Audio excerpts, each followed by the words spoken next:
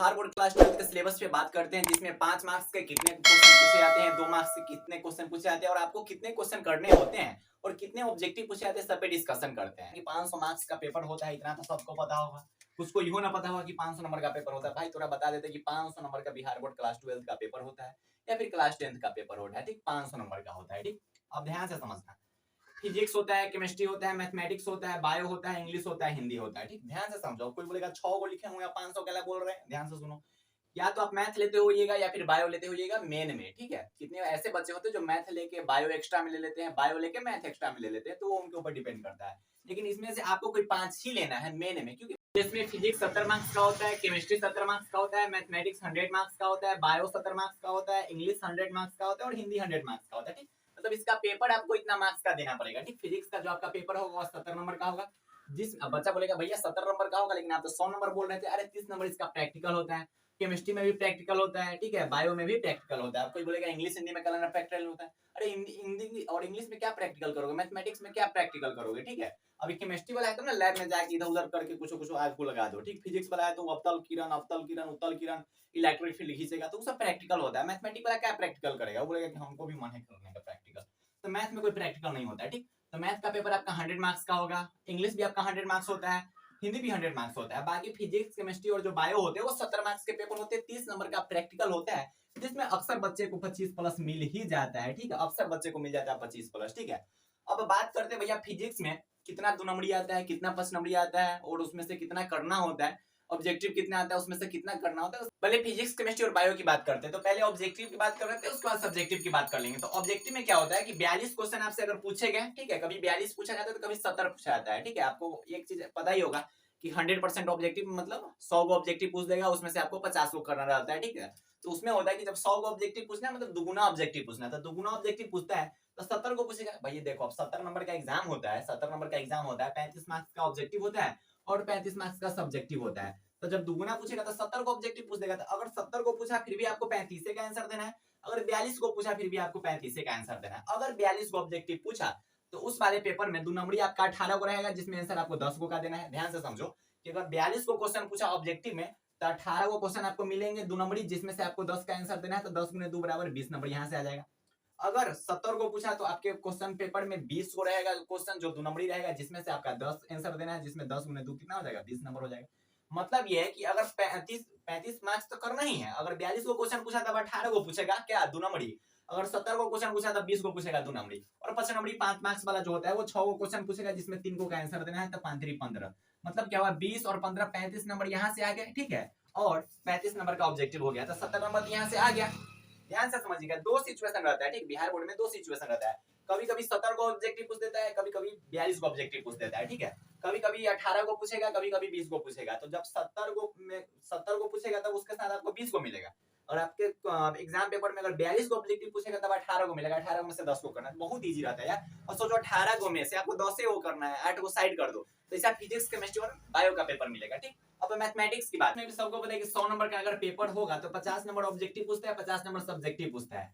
तो ऑब्जेक्टिव अगर 60 क्वेश्चन पूछा, अगर 60 को क्वेश्चन पूछा जिसमें से 50 को आंसर देना है, अगर 100 को पूछा फिर भी 50 को आंसर देना। आप कोई भी 50 आंसर दे सकते हो। ठीक है, उसमें कोई बॉन्डिंग नहीं होती कि आपको यही वाला आंसर देना है, तो कोई भी 50 को तुम आंसर दे सकते हो। अगर 60 को पूछा फिर भी आपको 50 को देना है, अगर 100 को पूछा फिर भी आपको 50 को आंसर देना है। ठीक, मतलब 50 मार्क्स का तो यहाँ से आ गया। ठीक है, बॉन्डिंग कोई नहीं है, कोई भी आप दे सकते हो। सब्जेक्टिव में अगर बात किया जाए तो 2 मार्क्स वाले क्वेश्चन पूछे जाते हैं और 5 मार्क्स वाले क्वेश्चन पूछे जाते हैं। ठीक है, 2 मार्क्स वाले क्वेश्चन में 30 नंबर का क्वेश्चन पूछा जाता है और 5 नंबरी जो होता है वो 20 नंबर का पूछा जाता है। ठीक है, तो 20 30 50 नंबर यहाँ से भी आ जाता है। तो 2 नंबर वाले में क्या होता है कि अगर 60 को ऑब्जेक्टिव पूछा, अगर 60 को ऑब्जेक्टिव पूछा तो 2 नंबरी 27 को पूछेगा। ठीक, अगर 60 को पूछा तो 2 नंबरी 27 को पूछेगा, जिसमें से आपको करना कितना रहता है, 15 को। अगर 30 को क्वेश्चन पूछा, 30 को कब पूछेगा, जब 100 को इधर पूछेगा तब। तो यहाँ पे अगर 100 को पूछ लिया तो यहाँ पे 30 को पूछेगा, 30 को में से भी आपको 15 ही को करना है। तो 15 गुने 2 कितना हो जाएगा भैया, 30 हो जाएगा। ठीक है, यहाँ से आपको ऑब्जेक्टिव और सब्जेक्टिव क्लियर हो गया। अगर 30 पूछा तो, ठीक है, 30 पूछा तो और 27 पूछा तो, ठीक है, 2 नंबर क्लियर है। 5 नंबर में क्या होता है कि अगर 60 क्वेश्चन पूछा तो 7 को पूछेगा, 7 को में से 4 को का आंसर दो।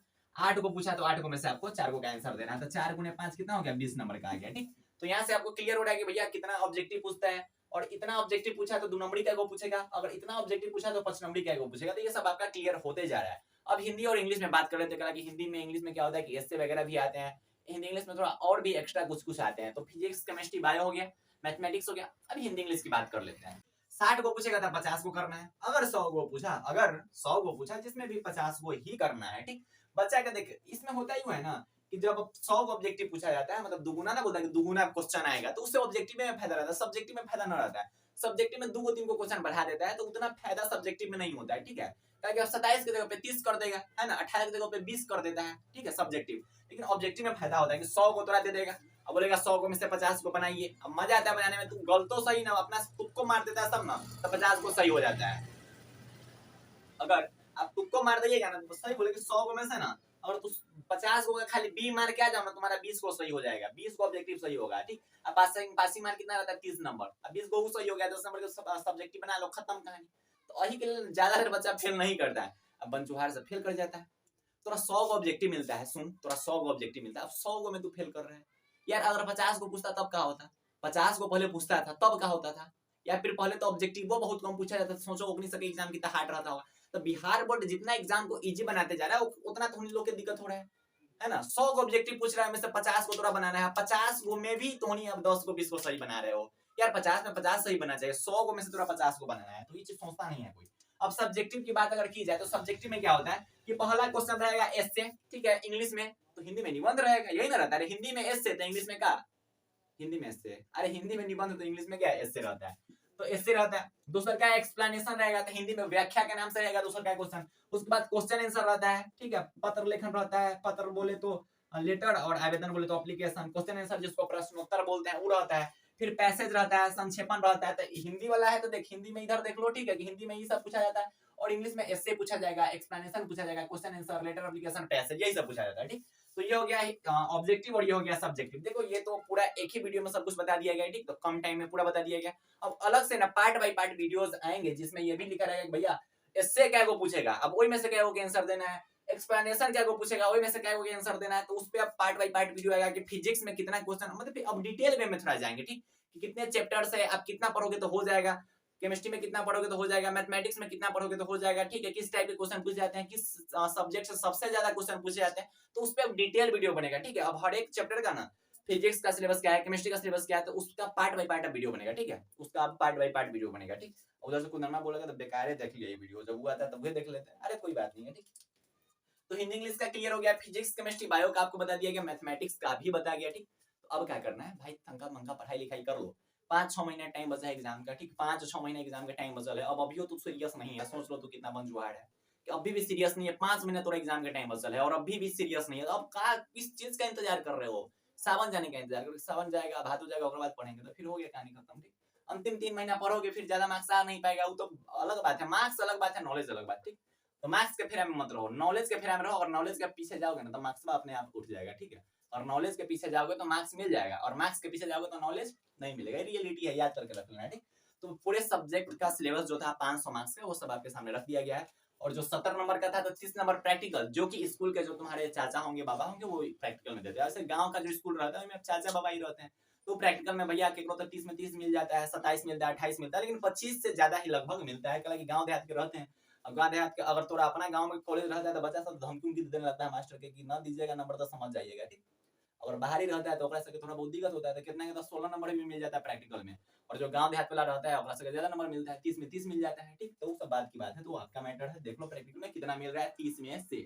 फिजिक्स का प्रैक्टिकल होगा, केमिस्ट्री का प्रैक्टिकल होगा, बायो का प्रैक्टिकल होगा, मैथ का नहीं होता है, इंग्लिश का नहीं होता है, हिंदी का नहीं होता है, ठीक। तो आप देख लो कि आपका क्या क्या प्रैक्टिकल है और कितना नंबर मिलेगा, कितना नंबर का पेपर होता है, कितना ऑब्जेक्टिव किया जाता है, कितना सब्जेक्टिव। अब सबके माइंड में वो क्वेश्चन चल रहा होगा कि क्या को सब्जेक्टिव कितना ऑब्जेक्टिव पूछेगा। तो ज्यादा संभावना है कि फिर से ना 2024 बैच में ना 2024 का एग्जाम जो है उसमें भी 100 को क्वेश्चन पूछा जाना चाहिए, ज्यादा संभावना है, लेकिन वो सेंटर एग्जाम से क्लियर हो जाएगा। तो बाय बाय, टेक केयर, जय हिंद प्यारे प्यारे भाइयों, प्यारे प्यारे बहनों, ऑल दी वेरी बेस्ट।